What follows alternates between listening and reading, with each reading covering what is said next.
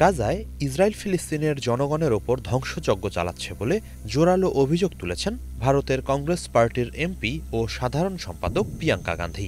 এ ব্যাপারে নীরব থাকার জন্য বিজেপি নেতৃত্বাধীন কেন্দ্রীয় সরকারকে জোরালো আক্রমণ করেছেন তিনি। 12 আগস্ট সামাজিক মাধ্যম এক্সে এক পোস্টে প্রিয়াঙ্কা বলেন, গাজায় ইসরায়েল একটি গণহত্যা চালাচ্ছে। তারা 60,000-এরও বেশি মানুষকে হত্যা করেছে। এর মাঝে 18,000-এরও বেশি শিশু। বর্তমানে শিশুসহ শত শত মানুষকে অনাহারে মরতে বাধ্য করেছে ইসরায়েল। আরও লাখ লাখ মানুষকে অনাহারে মারার হুমকি দিচ্ছে। এর জের টেনে কংগ্রেস নেত্রী বলেন, ইসরায়েল যখন ফিলিস্তিনের জনগণের ওপর ধ্বংসযজ্ঞ চালাচ্ছে তখন ভারত সরকারের নীরব থাকা অত্যন্ত লজ্জাজনক। নীরবতা ও নিষ্ক্রিয়তার মাধ্যমে এইসব অপরাধকে প্রশ্রয় দেওয়াও এক ধরনের অপরাধ।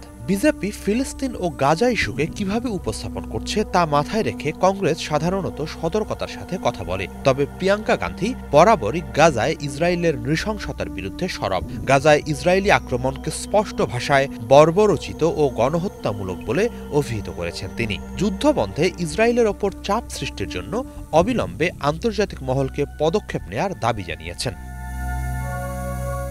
এর আগে গত বছরের ডিসেম্বরে ফিলিস্তিনিদের প্রতি সংহতি জানিয়ে প্যালেস্টাইন লেখা একটি ব্যাগ নিয়ে পার্লামেন্টে হাজির হন প্রিয়াঙ্কা গান্ধী। সে সময় ব্যাপক আলোচনার জন্ম দেয় ওই ঘটনা। ব্যাগটিতে ফিলিস্তিনের প্রতীক হিসেবে তরমুজের ছবিও আঁকা ছিল। তবে বিজেপির অভিযোগ, প্রিয়াঙ্কার এসব অবস্থান মূলত জনতুষ্টিমূলক রাজনীতির অংশ।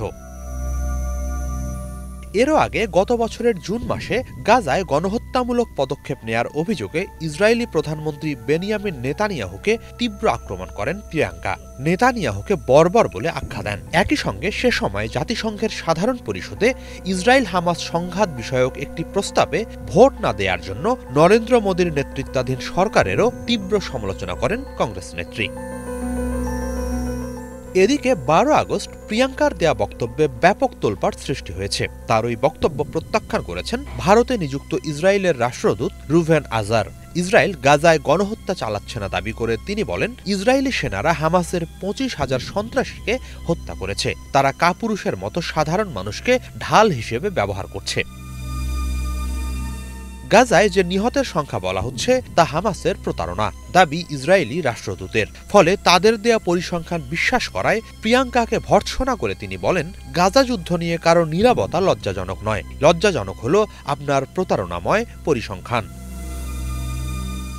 ইসরায়েলি রাষ্ট্রদূত আরও বলেন, গত 50 বছরে গাজার জনসংখ্যা 450% বেড়েছে। সেখানে কোনো গণহত্যা হচ্ছে না। একই সঙ্গে কাউকে হামাসের দেয়া সংখ্যা বিশ্বাস না করার আহ্বান জানান তিনি। হিজল জোবায়ের, বাংলা ভিশন।